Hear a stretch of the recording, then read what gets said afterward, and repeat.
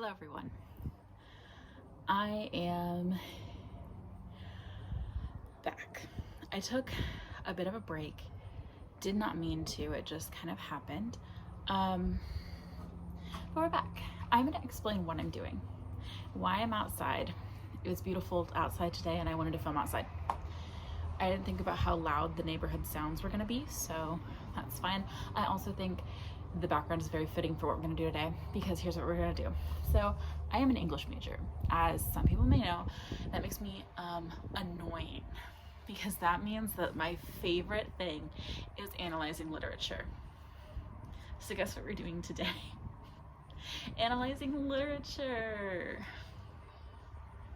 So I know this is not everyone's like favorite content. No one is like running in line to be the first or whatever. I don't like, no one is, which is fine. This is the content that I like to watch. It'd be fun.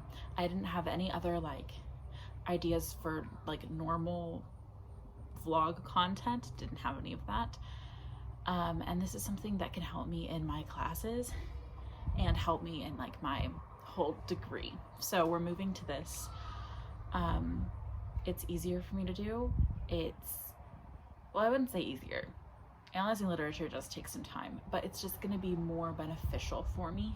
I'll still post regular content occasionally, but for now we're doing this. So I have my notes in this Animal Crossing notebook, and we're gonna get started actually. So first things first, kind of setting this up. This was a random idea that I had. I wanted to do it. I'm sorry if no one likes this content. That's fine. 3, if you know literature, you know how to analyze it, or you have a certain way of analyzing. I have a different way. Most likely we will all have different ways. People are allowed to disagree on things. I will try to focus on lots of different perspectives and point of views. But a lot of this is the stuff that I'm studying in my classes for college. So we'll do that. If there's any piece you want me to read and review, if for some reason there is that, let me know. Either DM me on Instagram, link in that description, or just leave me a comment what this week's short story is. So this week's short story is Rip Van Winkle by Washington Irving. This was written in 1818 but published in 1819. Takes place pre-Revolutionary War, and then Rip falls asleep, and then it's now post-Revolutionary War. So I'm gonna end up knocking it off at some point. So we have Rip Van Winkle. Now this story is a Romantic era story, and I will kind of go over Romanticism in case you do not know what Romanticism is. So Romanticism was the movement right after the Enlightenment period, which Age of Enlightenment was all about science, innovation, technology, things like that. So Romanticism was the movement after, and it was all about nature, you being an individual. It was kind of about rebelling against this Industrial Revolution that was happening, because the Industrial Revolution was happening, and the Romantics were but what about the nature that we're killing? You have to remember, Romantics, the Romanticism movement was not about romantic love. It was about just nature, free will, individualism, not romantic, oh my gosh, I love you so much, not that love. It was not a big theme in this, because Rip hates his wife. It is spoken about multiple times that Dame Van Winkle is horrible, and I was always nagging him. So that's Romanticism for you. Let's go into the plot of Rip Van Winkle. Rip Van Winkle is a short story. Like I've said before, it starts off pre-Revolutionary War, so he's living in this little town, this little settlement, and he knows everyone around him, everyone knows him. Rip has a horrible work ethic, does not like to work. He avoids it at all costs. He would rather run around and play with the children in the little community that he lives in versus do the chores. So that's why his wife is just nagging him to do the bare minimum. That's I'll leave that up to everyone to decide if she's nagging or not. His beloved possessions are his dog and his gun. And one day he's like, I am tired of this. I am gonna go run out into the woods for a bit, just for funsies with my dog and my gun. And so he takes those. And he, goes out into the woods, and they're out there for a bit, and he falls asleep for what he thinks is like one night. He thinks it's been one night, but in reality, it's been 20 years. So now we're at this 20-year period. It's passed. And the Revolutionary War happened during that time period. And we've all taken history. The American Revolutionary War was big, monumental. And if you missed that, you were literally living under a rock. And he fell asleep for 20 years. So it's actually described in the short story that his... like during his dreams, his sleep that he has, he hears like thunder, and some people assume that that's like the bombs going off back and forth. Fun facts. Whenever he wakes up, he goes back into his little town, and he's like, yo, where is everyone? Where did they go? Like, where are they? And they're all like, who are you? Why are you dressed in clothing that is out of fashion, out of style? You're scraggly, your beard is down to here, like you need to clean up, you're embarrassing us.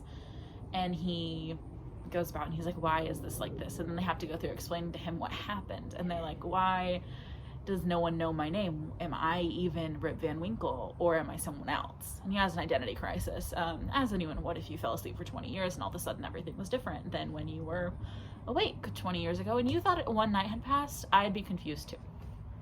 So he's confused. At one point they're like, yeah, we know Rip Van Winkle, he's leaning over on that tree, and it was his son that he had left behind 20 years ago.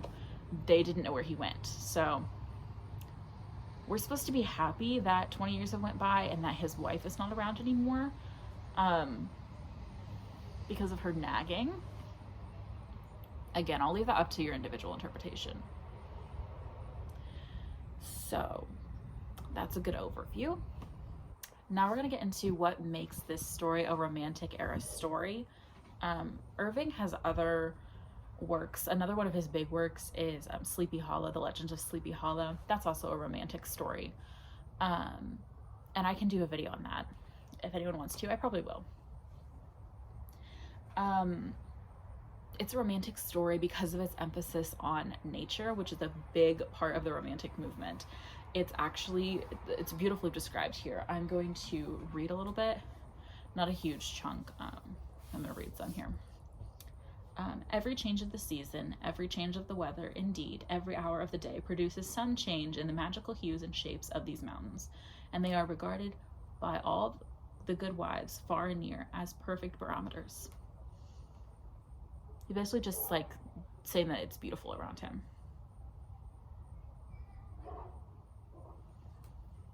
Lots of nature imagery describing the woods around him. I encourage you to go read this. It's a good story. It's kind of funny. I like it. It's pretty short. Another element of Romanticism was this like mystical element and like kind of magic or fantasy, not in the way that we see fantasy nowadays. Like we see fantasy and we think of like wizards, warlocks, knights, and like battles and all this, but like it's a different element of just like mysticism. Like, why did this happen? How did this happen? This is very supernatural. This wouldn't act like, this is confusing. It's an aspect of Romanticism, and that definitely happens in the story. He fell asleep for 20 years. I know people who can sleep a lot, but I don't think they could sleep for 20 years straight and not be woken up by bombs going off near them because of a war. So another element there. There's also this other theme in the story about the American identity. We can go back years earlier than this, and we can see a lot of literature like this concept of what is the American identity. This country was stolen land, and then people settled here, and then they said, we don't want to be associated with Europe anymore, but what does that make us? And I think ever since then we've had this struggle with what identity is. What does it mean to be an American? What does it mean to have these attributes? Like, is there a specific blueprint? Do you have to look like a certain person to be American? Like, what's the idea here? And I think it really made us all very obsessed with identity. I think America is very obsessed with identity in a weird way that I don't think every other country is. Again, that's up for debate personally, but I think we are probably the most obsessed with like our identity and what's going on in things. He has this whole existential crisis, which is his identity crisis. And when he's like, I don't even know who Rip Van Winkle is, like, does anyone know who he is? Like, am I actually Rip Van Winkle or someone else? Am I an imposter? He goes through a crisis. He's like, everything that I have known is all of a sudden gone and I don't have any explanation.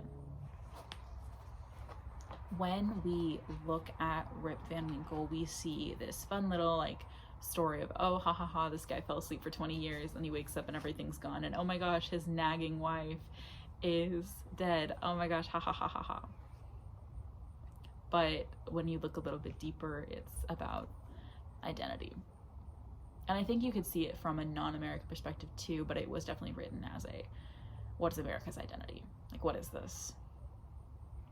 Which is, again, something very relevant today. So anyways, this will be fun to edit through. Thank you all for watching. This was fun for me. I don't know about anyone else, but this was a grand time. So thank you all for watching. I hope that you all have a lovely day or night. And yeah, leave me comments down below of what maybe literature you want me to read next. A lot of this will be what I've read in classes, just because that's going to be easy for me to go back and look at maybe our notes, things we discussed in class, bring in some more ideas. So also, do we like my Animal Crossing notebook?